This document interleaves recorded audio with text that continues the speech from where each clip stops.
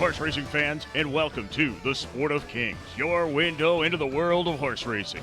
On today's show, Tommy will recap the Breeders' Cup. The Salute to the Champions look to the 1987 Breeders' Cup.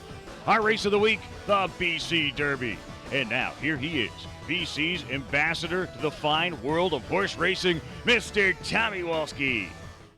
Today we open up the program what we call the fastest 5 minutes in horse racing.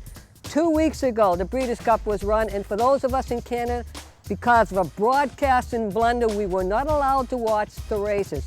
Being at Churchill Downs, let me tell you, they were some exciting races. Because of that, we're going to show them to you in what we call, once again, the fastest 5 minutes in horse racing. In the $2 million Breeders' Cup Juvenile Fillies, it was the unbeaten Dreamin' of Anna, living up to all her expectations and hype with an easy victory. Dreaming of Anna digs deep, she calls on all her class. Octave can't get to her, and Dreaming of Anna and Renee Douglas have taken the Breeders' Cup Juvenile a length and 3/4. Octave a game second. In the $2 million Breeders' Cup Juvenile, always one of the toughest races to handicap. It was another 15-to-1 shot when Long Shot Street Sense with Calvin Burrell came home first. But it's not going to get to Street Sense, who's gone well clear as they come for home now. And it's going to be Street Sense to win this one at distance. Street Sense could not have been more impressive. He romps. In the $2 million distaff, jockey Edgar Prado slips through on the rail with Round Pound at 13-to-1, and he shocks the large crowd with an upset on the day. Incidentally, this was the same combination that teamed up with Barbarol to win the Kentucky Derby. Here's the letter on the extreme outside, racing greenly, but coming to take them on. Down at the rail, Round Pond is going on with them too, and it's Round Pond in front from Happy Ticket. Down the centre of the track, coming with a late run now is Levens Forever, but it's Round Pond going on to take the distaff. Round Pond and Edgar Prado win it. Here's RCC and Preglate, Happy Ticket third. In the $2 million mile that featured many of the best milers in the world, including Gorilla and Arafat. Again, it was not to be as 24-to-1 shot Long Shot Miesk Approval with jockey Eddie Castro upsetting the field. They come into the top of the lane, Silent Name looking to cause an upset. Badger Silver's right there in second, Echo of Light in the blue colours, Arafat down the grandstand side, Aragorn not quite doing enough on the extreme outside now. Here comes Meeks, Mies Approval with a big run too, Silent Name, but it's Mies Approval mowing them all down, and Mies Approval in a giant upset here. It's Mies Approval coming home to win the Breeders' Cup mile on his own. Aragorn will eventually get it. Next up is a $2 million Breeders' Cup Sprint billed as a battle between East Coast runner Henny Hughes and West Coast-based Bowden Arrow. But once again, favorites did not prevail as 15-to-1 shot Doors Echo proved best.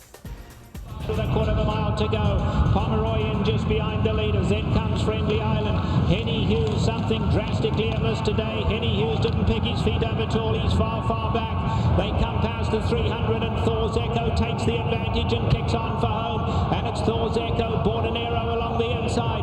Running a big one here is Attila Storm, coming late down the centre is Friendly Island. Nightmare Affair, but it's all Thor's Echo and Curry Nakatani win it clear.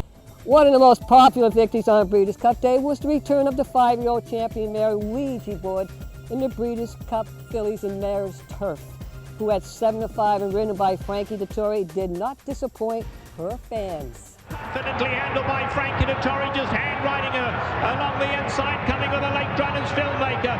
Ouija Board in full flight for the wire. Filmmaker coming home gamely, Honey Rider, but this is another scintillating effort from the Sioux superstar Ouija Board and Frankie Dettori. They win it by 3. In the feature race, the $5 million Breeders' Cup Classic, which was to be a walk-around for Bernardini. That old racing adage, there's no such thing as a sure thing, proved to be true when 6-to-1 shot Invisor, who bobbled at the start and recovered under 18-year-old jockey Fernando Jarra's guidance, upset the even money favorite. Hope you enjoyed your Sport of Kings fastest 5 minutes of horse racing.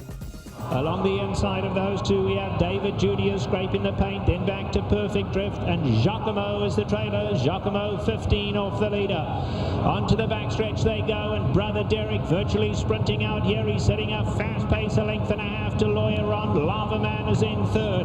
Down at the rail, Premium Tap in the gold colours. Bernardini is back in fifth now, and Bernardini might be being asked to pick it up from here. Bernardini is 6 lengths off the leader, is going to have to go wide now. George Washington is coming through inside of him, then David Junior. Inversor tries to get up closer, he's 7 off the leaders, then Suave, Sun King behind that Perfect Drift, and Giacomo continues to trail. Less than a half mile to go. Brother Derek is the leader. There's Lawyer Ron chasing him in second. Now Bernardini has suddenly kicked it in. It looked like he might be battling, but Bernardini with a magnificent rush on the outside in the white sleeves, and Bernardini strikes the front in the classic. Brother Derek running a huge one to his inside. In behind those two now, Inversor's coming on Gately as well down the centre. Bernardini, Inversor's coming with a good run down the centre of the track. Brother Derek tries to battle back along the inside, but Inversor, Bernardini, Inversor and Bernardini in a thriller, but Inversor's got his measure, and Inversor, the Argentinian bred, Uruguayan raced, Inversor has won the classic. Don't go away. The Sport of Kings. We'll be right back.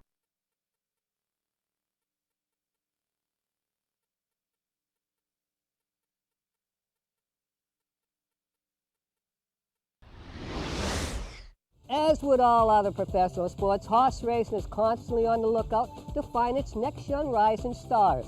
Here in Canada, horse racing has struck gold not only once, but twice with the success of Ontario's Emma-Jayne Wilson and BC's Justin Stein.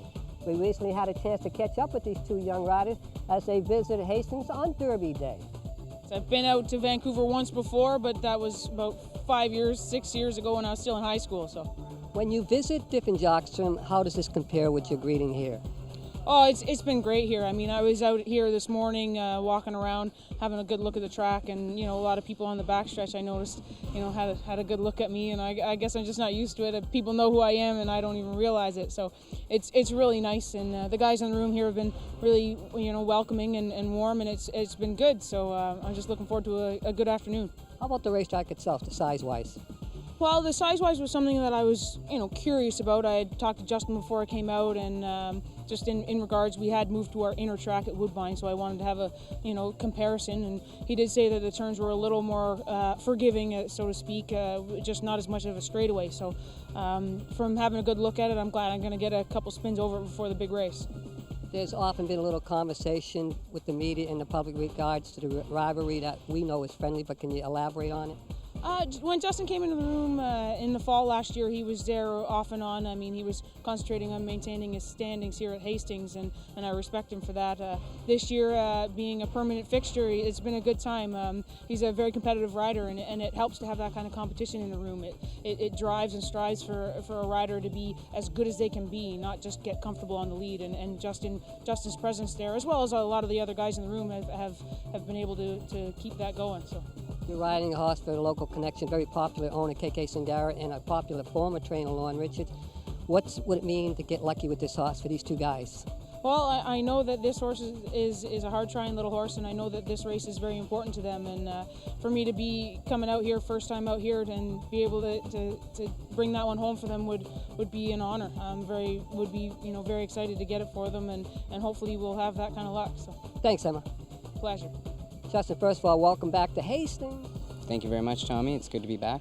Did you think you were going to do as well as you are?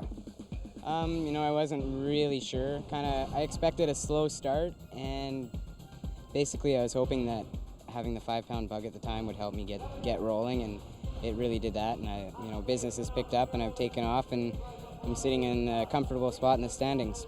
How much do you miss it here, though? I miss it quite a bit. I think about everybody every day, and from the jocks room, the valets, the gate crew, the pony people, everybody, the trainers on the backside, people I just stop and say hello to every morning. And every once in a while I really get to thinking about home and how much I miss it, and it's just home.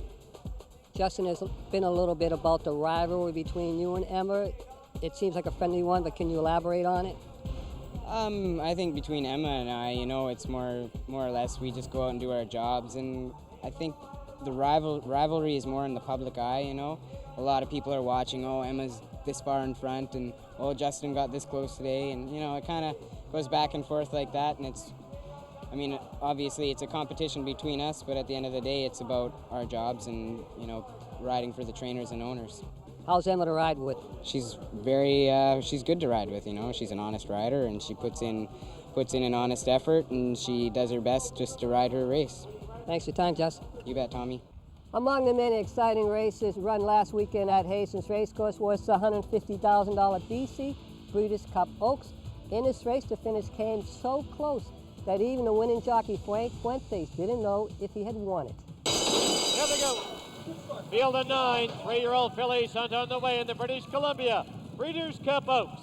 Hurry and Notice from the extreme outside takes the early lead. Chestnut Lady gets position at the rail. It's Portrait in third. Starlight Strike is fourth. Then it's back to Langara last. 3 lengths further back, Miss Me Not. On the outside of her comes Real Candy. Then 3 to Noka Oi. The early trailer, Sophie's Trophy. They're going a good clip up front. The opening quarter in 22 and 3 as they enter the stretch and pass the stand. Hurry and Notice has the lead by a tight length. Chestnut Lady, she's on the bit, and she's second by 5. Starlight Strike is third. Langara last on the outside, followed by Portrait in fifth by 4. Then it's Real Candy, Miss Me Not, Noka Oi, and Sophie's Trophy is a trailer. She's about 12 off the lead. The half and a speedy 46 flat as they race to the half-mile marker. Hurry and Notice has the lead by a half. Chestnut Lady right there on her outside, second by 5. Starlight Strike, Langara last, 3 lengths back, Real Candy. Portrait now losing ground, Sophie's Trophy, Noka Oi, and Miss Me Not. As they race to the 5/16 marker, Hurry and Notice has shaken off the challenge of Chestnut Lady and opens up by 4. Langara last now takes second over Chestnut Lady. Then it's Real Candy, Starlight Strike, and Sophie's Trophy. 6 furlongs, 110 and 3. As they race to the top of the lane, it's Hurry and Notice, drawn away now by 4. Langara last. Then Starlight Strike and Real Candy. Down the lane they come. Hurry and Notice by 2.5 diminishing lengths. Real Candy is closing up on the outside. Hurry and Notice. Here's Real Candy as they hit the wire. Tight finish.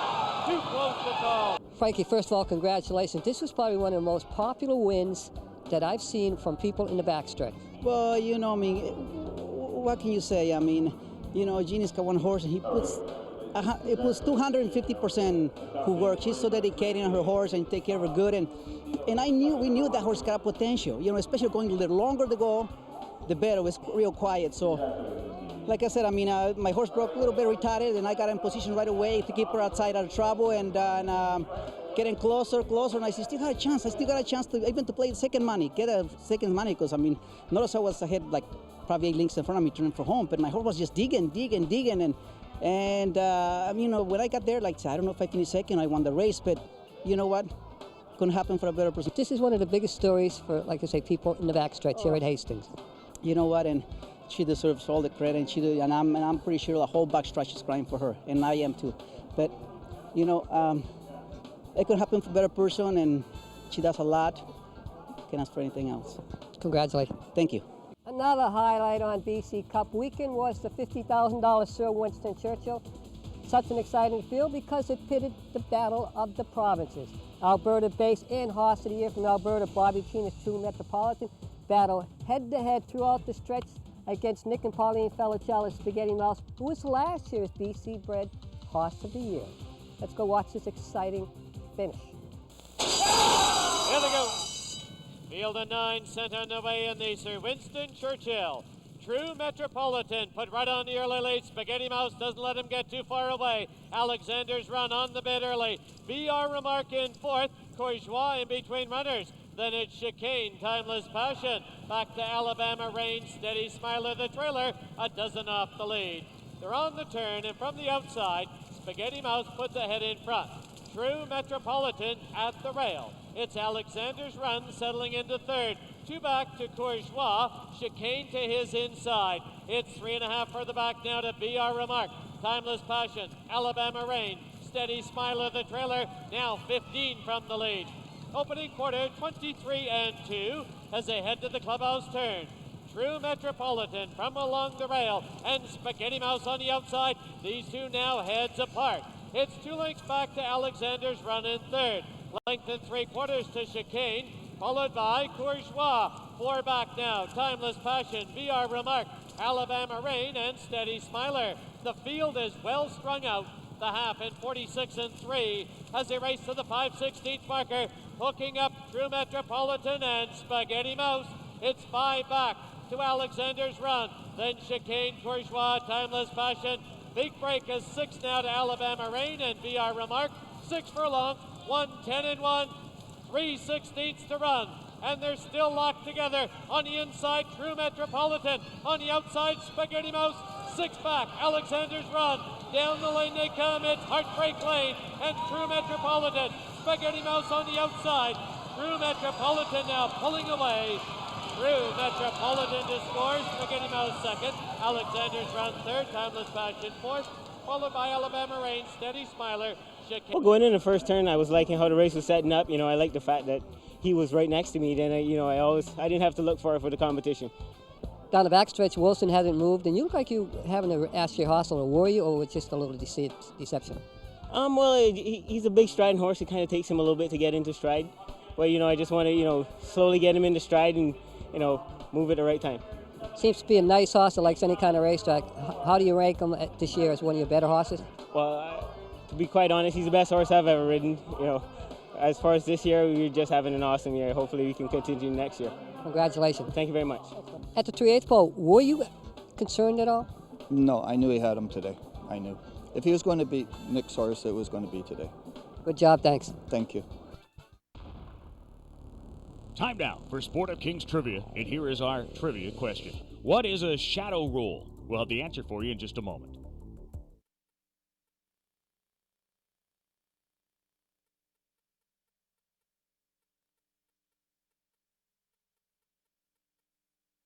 Here's the answer to today's trivia question. A shadow rule is usually a lamb's wool roll halfway up the horse's face that keeps him from seeing his own shadow.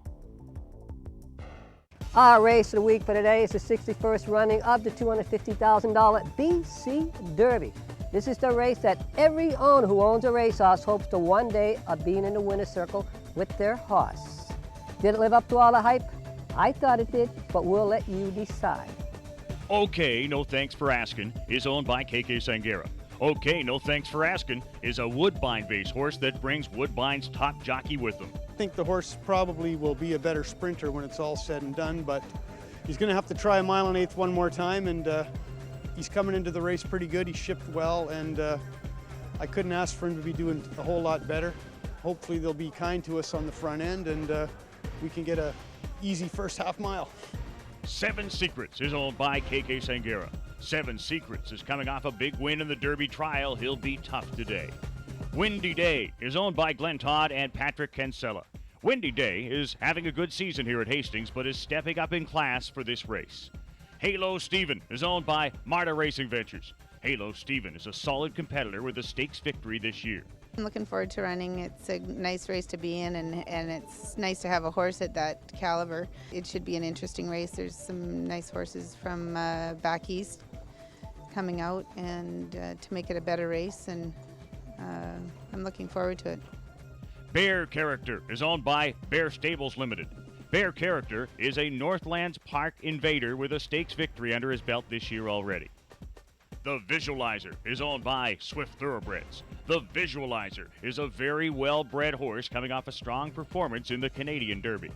Mighty Cahill is owned by Mr. and Mrs. Harold Barabee. Mighty Cahill is a very consistent horse that always hits the board. He's Quite a Guy is owned by Wheeldon Thoroughbreds. He's Quite a Guy is having a good 3-year-old year, but has taken on a tough field in the Derby. Hit It Skip is owned by Hit It Stable. Hit It Skip has been running well in Southern California and is trying Hastings for the first time. Chili's Quest is owned by Bob Chima. Chili's Quest is another ex-Southern California horse that's having a good 3-year-old season. Raise the Bluff is owned by Ron Crockett. Raise the Bluff is based out of Emerald Downs with stake wins under his belt this year. Head Chopper is owned by Camilla Farms, Buckaroo Stable, and 131 6096 Inc. Head Chopper is a fast improving woodbine-based horse. Hastings' leading rider of the year in 2005, Justin Stein, he returns for this mount. You do a disadvantage post. What do you think about it? I'm not sure whether it's a disadvantage for our horse because he likes to be outside. I think that's much better for him than coming off the inside because you can get a little crowded down in those turns. Steve, any idea about him handling the racetrack? I don't feel that he'll be at any disadvantage because it looks like it's that polyfiber track that you guys have. Or it's very similar to the poly track that's at Woodbine. You know, maybe not as much bounce on it, but I looked at it this morning and it looked quite nice. And now, let's enjoy this competitive field of horses going 1 1/8 in the 61st running of the British Columbia Derby. Here they go. Field of 12, 3-year-olds sent on their way by starter Al McPhee in the 61st running of the BC Derby. And Halo Stephen is put right on the early lead. Okay, no thanks for asking. Now drives up on the outside. Windy Day, the visualizer. Then it's He's Quite a Guy. Head Chopper gets a good spot in 6th. Then it's Raise the Bluff to his inside, Bear Character. Then it's Mighty Cahill, 7 Secrets. Chili's Quest, the early trailer, is Hit It Skip as they enter the stretch and pass the stand. The opening quarter in a lively 22-1. Through the stretch now from the inside, Halo Steven right there on the outside. Okay, no thanks for asking. The visualizer gets a good spot in 3rd. 2.5 lengths back, He's Quite a Guy. 2.5 further back, Windy Day. Then it's Head Chopper, Raise the Bluff on the outside. Bear Character at the rail. 7 Secrets, Mighty Cahill, Chili's Quest, and Hit It Skip. He's about 15 from the lead. The half goes in 45-1. Past the half-mile marker now. It's Halo Steven from the rail, clinging to the lead. Okay, no thanks for asking. Second now by 3. The visualizer in 3rd. He's Quite a Guy, 4th by 5. Then Head Chopper, he's not asked for run yet. Raise the Bluff on the outside. 7 Secrets, Chili's Quest, Mighty Cahill, Hit It Skip, Bear Character, and Windy Day. A quarter mile to run in the Derby. 6 furlongs and 110 flat. And they're still head and head. On the inside, Halo Steven. On the outside, okay, no thanks for asking.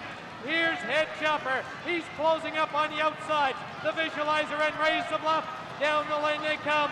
Okay, no thanks for asking. Halo Steven is game. Here's Head Chopper closing with every stride. The visualizer and Raise the Bluff. Halo Steven, here's Head Chopper. A tight finish. They're right together. Halo Steven and Head Chopper. Okay, no thanks for asking. 3rd. Today I know it was a couple of horses outsiders and they were trying to go. So I said, well, this horse ain't 100%. I'm just gonna see how much I can get out of them and see if I get a piece. So I sent him hard the first part and he held up the hard the whole time. Unbelievable horse. Did you get headed down the stretch? I have a head. The outside horse opened my like a head of me. But I haven't asking hard to my horse. I know that in the outside they've been asking earlier than I. So it was just a matter of time and asking for his life, and then he gave me. Congratulations. Thank you. Bob, a little about this. You did a hell of a job keeping this horse running. Yeah, he's an unbelievable horse to work with. We knew he's got great heart and desire, and he's not without problems. And like I said, I just want to thank the team of people that have helped get this horse here. He's had a lady working on his muscles, the groom, the gallop boy has done a great job. Everybody involved with him at the barn. It's just a great group of people, a nice horse, and I'm just thankful to have an opportunity to train him. Bob, you won a lot of good big races. How does this rank in your career? This is the topper, an absolute topper. And once again, I'm sorry my dad missed it. Yeah. Good luck then. Thank you.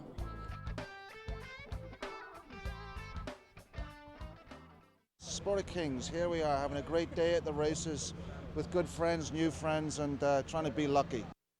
Don't go away. The Sport of Kings. We'll be right back.